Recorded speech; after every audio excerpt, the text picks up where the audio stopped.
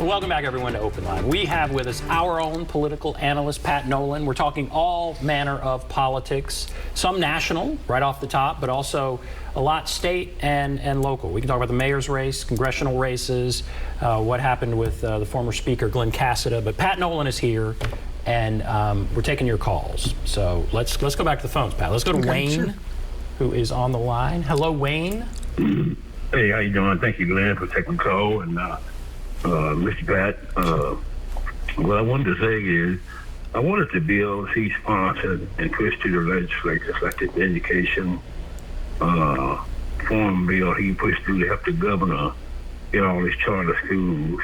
I wonder if that's any consequences. It's going to be, normally I'm thinking if somebody had pushed a bill through and they have corruption behind it, that bill should be stalled, that bill should be looked at.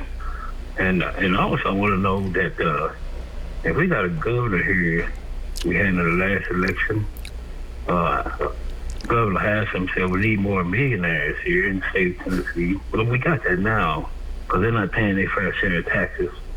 And the third thing I want to say, the first guy that called in, he didn't identify himself as Democrat or Republican. Well, he showed slung dirt on Biden and the Democrats. So if we got money here, we can get Democrats in office. And thank you so much, Pat, for doing your job. All right. Several things there. He thinks the first caller was a Republican.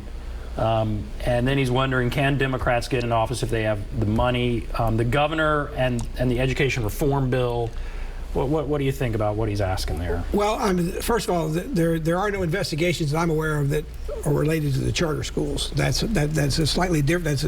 That's an issue that hasn't quite gotten into that as far as we know yet.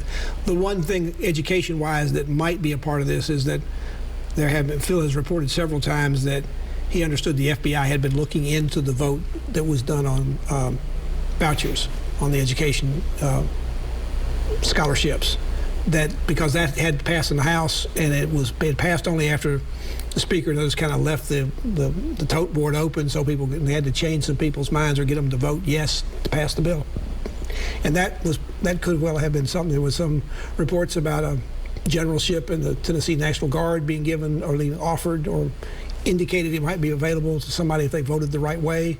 But nobody's ever really confirmed that that's what's going on. And at this point, that's not a part of what Glen Casada's got his problems with. But that could be about the only way to carry it. With the charter schools, a lot of that structure is already in place. I don't know that they're going to. I think after what was said by the president of the school from Michigan, I don't think there's going to be 50 of those schools done, or maybe we originally talked about 100 here. I think there's some problems about that. Lawmakers have, particularly if the governor wasn't going to speak out about it, lawmakers did, and they kind of said that had kind of torn it for them, and they weren't going to probably move forward with that now. That was amazing to hear. Yeah, you had been a few the months, lieutenant so governor. by the time they get back here in January, they may have forgot they said that, but right. I suspect they'll be reminded. So we'll see what happens. That's the big issue right now with that is that there were several area school boards who had proposals before them that were charter schools from this school, and they rejected them. Well, there is an appeals process, and the appeals process is you go before a state board, and so far this board, which is appointed by the governor, has basically overridden every local school board that said we don't want this group to have a charter school in our community. So if that's what happens again, then these charter schools that are coming from the school in Michigan may still wind up operating in Tennessee because the state board that the legislature approved and the governor appointed will. It'll be very interesting. That will be interesting to watch. I know Phil has been covering the school boards as they voted, and they voted that charter school down, right. Hillsdale. But yeah, you're right. Then it goes, they can appeal to the state. The state has been very willing to override local school boards. And the governor now has given kind of, I'm not going to tell them what to do, but he appointed. If they all vote that way, then we'll see if that exactly what that meant or if that means anything. Yeah, so that is all very interesting, and that's something, we'll definitely be watching. All right, what about, let's shift gears a little to the mayor's race here in Davidson County. So it's this coming August. It'll be August of next year. August of 2023. So basically a year away. It's a little less than a year away because it'll be the first Thursday in August. So we're about 11 months away. So John Cooper obviously is the incumbent. Yes, and we think he's running. He talks like a candidate. He acts like a candidate. But when you ask him if he's going to be a candidate, so far he has sort of politely declined to say that, and nobody can quite figure out exactly why he's that way. Early on, he did have some debt left from the last election, so maybe some people thought, well, he needs to get that taken care of first. And I think probably some donors told him that too. The hardest money to raise is to raise money to get rid of a debt. They'll give you money for the next race, but not for the one that you did from the last one if you owe money on it. But we think he's going to run. He certainly looks that way. And then there's lots of... You asked him directly, right? I did, and he said, well, we're not going to make any news today. And I thought, okay, well, whatever. But I don't know what a big deal it is. I mean, I guess because now he's sort of refused to say whether he's going to run or not. The way it works in the media is if you sort of refuse to answer a question after a while, it gets to be a bigger and bigger and bigger story. If you just said, yes, it's my intention to, but I'm not making a full announcement, you would report that and then you move on. But for whatever reasons, he's decided that's not what he wants to do. And certainly others must feel like he's vulnerable because there's so many people that are running against what would be an incumbent. Yeah, and for the most part, there have been some incumbents that have been mayor that have run for re-election who had opposition. Very few have been nominated and won without having to face somebody on the ballot. But in this case, we've already got probably as many as 5 people running against him. And in that regard, it sort of reminds you of a field, and these are people that I'm talking about that probably can finance a good bit of their campaign. And 1 or 2 might be a question about what they can do in terms of money. But we had a race like this in 2015 when Megan Barry was elected. That we had 6 candidates who were all pretty well qualified and could run substantial campaigns and had the money to do it. We may have close to that many this time, which in Metro means you're probably looking at a runoff. Right. I think John Cooper has to be favored to be in that runoff, but I don't know that he could be favored to be able to win without a runoff at this point. Because from what I'm hearing of his polling numbers, he's in the 40s, but he's not on the upper end of the 40s. He's more in the middle or a little bit below that. So he's got some work to do, but he's got Freddie O'Connell, district councilman from up in the Germantown area. Hal Cato, another businessman, been successful here. He's already all but announced he's going to run. Jim Gingrich, who's coming from Alliance Bernstein from up in New York, he's already written op-eds that pretty much indicate he's moving in that direction too. Matt Wilkshire, who is economic development director under I think Carl Dean, and also worked over at MDHA for affordable housing, which of course is going to be a big issue. And then one that hasn't been talked about as much but has a decision to make is Bob Freeman, Bill Freeman's son. He's a state representative and looks like he's going to be reelected to that seat.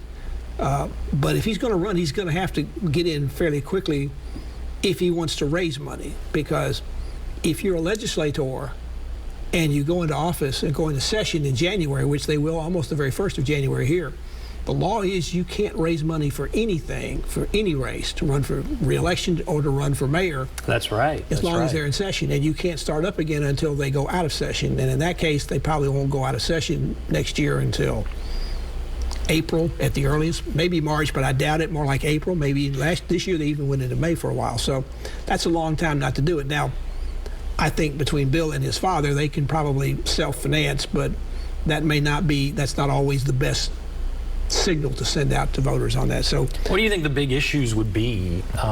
Obviously, Cooper has it's been a tough time. A pandemic, a massive tax increase came in with... Any elected official who's been in office, an incumbent for the last, particularly on an executive level, whether you're talking about governors or mayors or presidents, it's been a very, very difficult time because nothing divided this country quite as much as the pandemic did and still does. And, that's assuming that the pandemic doesn't rear its ugly head back up again and create problems again either this winter or between now and the time we run again. So, yeah, that'll be an issue. I think the tax increase will be, although, and I guess when it may continue to be, was because it's the largest that we'd ever seen. Usually tax increases still bother people, but after about a year or so, they can't remember how much it was. They may still be mad about it, and some people by that time have kind of also forgotten about it. So I don't know if it's going to be a huge issue, but I think people will just be thinking about whether they thought he been a good mayor. And obviously there'll be people talking about the affordable housing issue. They'll be talking about, is Nashville growing too much too fast? All the kind of issues that won't be a whole lot different than what we heard 4 years ago. Or, right. Well, we've heard for the last few, really. Yeah, I mean, and some of these issues are so inherent and so deeply rooted. I mean, affordable housing is a huge issue in this town, and it's not one that you're going to pass a bill in the council and it's going to go away by next year. It's not like that. It's going to take a long, long time to dig us out of that hole. I think we have another call here. Who is it? Ronnie? Is that right? Ronnie? Hello, Ronnie? Hey, y'all. Well, I want to make a comment, and I've got a question for you, Mr. Nolan. You know, politics, it's in the Bible. It's kind of like the work of the devil. To me, it's kind of like rats and roaches on a ship out in the ocean. When the ocean gets a little rough and crazy, they all keep running to the opposite end of the ship, and then they run back to the other end of the ship. And that's what I've seen between Democrat and Republican in my lifetime, is that they run over. Because, you know, your first caller says that the Republicans always get in trouble. I just want to know why Trump pardoned that former Democratic governor of Illinois, or gave him clemency. He pardoned Scooter Libby with the email. So, you know, to me, that's just sometimes people see it with one lens instead of both. But Mr. Nolan, I'm just kind of curious. If I remember correctly, with this is about Casada and Cothren. If I remember correctly, didn't Cothren, as an aide, make something like $250,000 a year because Rudy Giuliani's son was basically a golf buddy for Trump? He made $250,000 in the White House, so that was a large amount of money. I'm just kind of curious, why in the world, at that young age, you're making $250,000, which people said was a lot of money. You know, would you do something like this? Unless, and I wonder if you know this, that when Casada stepped down as Speaker, did Cothren's pay go down? Because I didn't know that they had started this scheme after he was no longer Speaker. I thought they started this scheme while he was Speaker. So why would somebody throw their life away when they're making good money? I mean, you don't have to give your idea about it, but I just think it's insane when you're not really doing much for $250,000, you know?